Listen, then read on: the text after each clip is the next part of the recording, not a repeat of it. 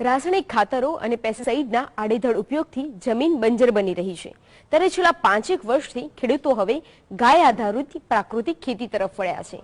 પ્રાકૃતિક ખેતીમાં ઓછા ખર્ચે ખેડૂતો ગુણવત્તાવાળું ઉત્પાદન મેળવી શકે છે।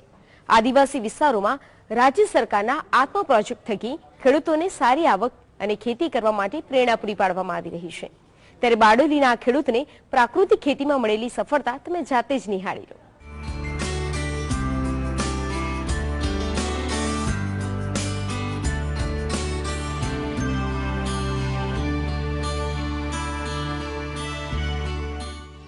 ખર્ચાળ બનતી ખેતી અને વધતા રાસાયણિક ખાતરોના ભાવોથી મધ્યમ અને ગરીબ વર્ગના ખેડૂતોને મુશ્કેલી પડી રહી હતી, પરંતુ સુરત જિલ્લાના મહુવા તાલુકાના વડિયા ગામના આદિવાસી ખેડૂતે ગાય આધારિત પ્રાકૃતિક ખેતી કરીને નવો રાહ બતાવ્યો છે। રાજ્ય સરકારના આત્મા પ્રોજેક્ટ હેઠળ વિવિધ જિલ્લામાંથી ખેડૂતોને પ્રાકૃતિક ખેતી માટે તાલીમ અપાઈ હતી। પ્રકાશભાઈએ આ પ્રાકૃતિક ખેતીની તાલીમ અંગે માર્ગદર્શન મેળવીને ખેતીની શરૂઆત કરી। આજે તેમની જમીનમાં સુધારો થઈ રહ્યો છે। રાસાયણિક ખેતીમાં ખર્ચાથી થાકી ગયા પછી હવે તેઓ પ્રાકૃતિક ખેતી તરફ વળ્યા છે।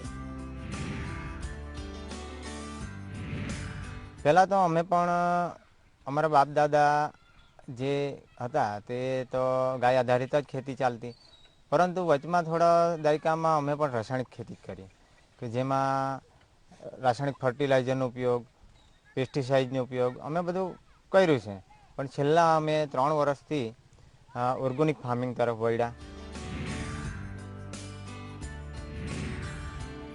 સામાન્ય રીતે દક્ષિણ ગુજરાતના સુરત વિસ્તારના ખેડૂતો એક જ ચીલાચાલુ પદ્ધતિથી ખેતી કરતા, શેરડીમાં આડેધડ રાસાયણિક ખાતરો નાખતા હતા, પરંતુ પ્રકાશભાઈએ રાસાયણિક ખાતરને જાકારો આપી ખેતરમાં માત્ર ગૌમૂત્ર, જીવામૃત અને વનસ્પતિના અર્કનો પ્રયોગ કર્યો।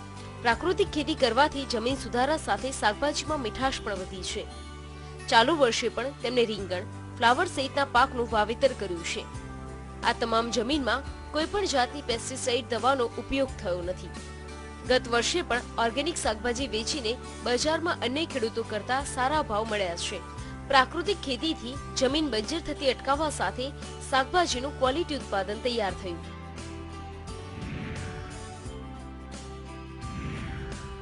રાસાયણિક ખેતીમાં ધીમે ધીમે અમારી જમીન એક દેખાદેખીની ખેતી ચાલે છે, એમાં એટલે બંજર બનતી જાય છે।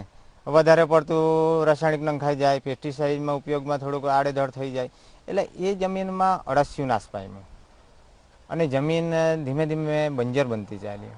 તો અમે આ જે પદ્ધતિ લાવ્યા સુભાષ પાલેકર પ્રાકૃતિક પદ્ધતિમાં એક દેશી ગાયના જીવામૃત, ઘન જીવામૃત, બીજામૃત અને આચ્છાદન એ કરવાથી અમને બહુ ફાયદો થાય છે। જમીનમાં અળસિયા ફરી ડેવલપ થવા માંડ્યા, જમીન ભરભરી અને પોચી થઈ ગઈ, અને બીજું એમાં ઉત્પાદન થયેલું શાકભાજી એનો મીઠાશ એટલો ટેસ્ટી છે કે જે લોકો લઈને ખરીદવા માટે તૈયાર છે અમારા પાસે, અને એના સારા રાસાયણિક ખેતીથી ઉત્પાદિત થયેલું શાકભાજી કરતાં અમને દોઢો બમણો ભાવ આપવા પણ તૈયાર છે। એટલે અમે વેચાણ વ્યવસ્થા પણ પોતાની રીતે જ કરીએ છીએ। રાસાયણિક ખેતીમાં ખેડૂતોને મજૂરી ખર્ચા પણ વધી જતા હતા, દવા, ખાતરના ખર્ચા પણ પોસાતા નહોતા। આજે પ્રકાશભાઈએ કરેલી ખેતીને જોવા માટે અન્ય ખેડૂતો પણ આવી રહ્યા છે। ઓછા ખર્ચમાં સારી આવક લેવા માટે તેઓએ આત્મા પ્રોજેક્ટ અને બાગાયત ખાતા દ્વારા પણ ખાસ માર્ગદર્શન મળ્યું છે। પ્રકાશભાઈએ ગાય આધારિત પ્રાકૃતિક ખેતી અપનાવી, તેને જોઈને ગામના અન્ય ખેડૂતોને પણ પ્રેરણા મળી છે।